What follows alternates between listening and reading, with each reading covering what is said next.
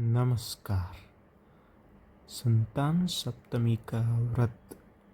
संतान सप्तमी का व्रत संतान की सुख, समृद्धि और लंबी आयु के लिए रखा जाता है। यह व्रत भाद्रपद मास के शुक्ल पक्ष की सप्तमी तिथि को किया जाता है। इस व्रत को मुक्ताभरण व्रत भी कहते हैं।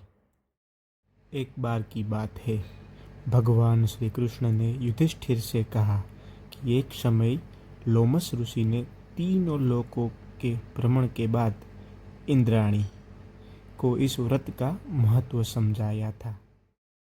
लोमस ऋषि ने बताया कि प्राचीन काल में अयोध्यापुरी में राजा नहुष राज करते थे। उनकी पत्नी का नाम चंद्रमुखी था। उसी नगर में विष्णुदत्त नामक एक ब्राह्मण अपनी पत्नी देवकी के साथ रहते थे। रानी चंद्रमुखी और रानी देवकी में गहरी मित्रता थी।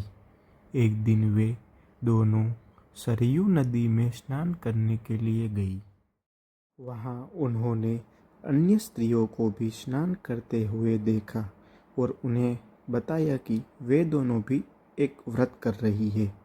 यह सुनकर वे स्त्रियां बोली, हम दोनों संतान सप्तमी का व्रत कर रही है। उन्होंने बताया कि इस व्रत को करने से संतान की प्राप्ति होती है और संतान की सभी परेशानियां दूर हो जाती है।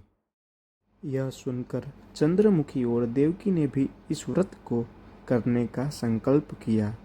उन्होंने भगवान शिव और पार्वती को साक्षी मानकर यह व्रत पूरा करने की शपथ ली, लेकिन घर लौटकर वे दोनों व्रत करना भूल गई। समय बीतता गया और रानी चंद्रमुखी को एक पुत्र हुआ, जो जल्द ही मृत्यु को प्राप्त हो गया। उसके बाद भी उन्हें एक एक करके 7 पुत्र हुए, लेकिन सभी की मृत्यु हो गई। वहीं देवकी को भी एक पुत्र हुआ, जिसकी मृत्यु हो गई। इसके प्रकार संतान के दुख से व्याकुल होकर वे दोनों बहुत दुखी हुई। एक बार फिर से चंद्रमुखी और देवकी नदी में स्नान करने गई। वहां उन्होंने फिर से वह स्त्रियां मिली और उन्होंने अपनी व्यथा सुनाई। उन स्त्रियों ने बताया कि यह सब कुछ उनके व्रत को भूलने के कारण हो रहा है। तब चंद्रमुखी और देवकी ने यह व्रत फिर से करने का संकल्प लिया और विधि विधान से व्रत को पूरा किया। इस बार रानी चंद्रमुखी को एक सुंदर और स्वस्थ पुत्र को जन्म दिया, जो बहुत ही भाग्यशाली था।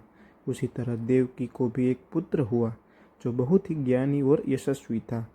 इस तरह उन्होंने अपने संकल्प का पालन करने अपने पुत्रों को दीर्घायु और सुख समृद्धि दिलाई।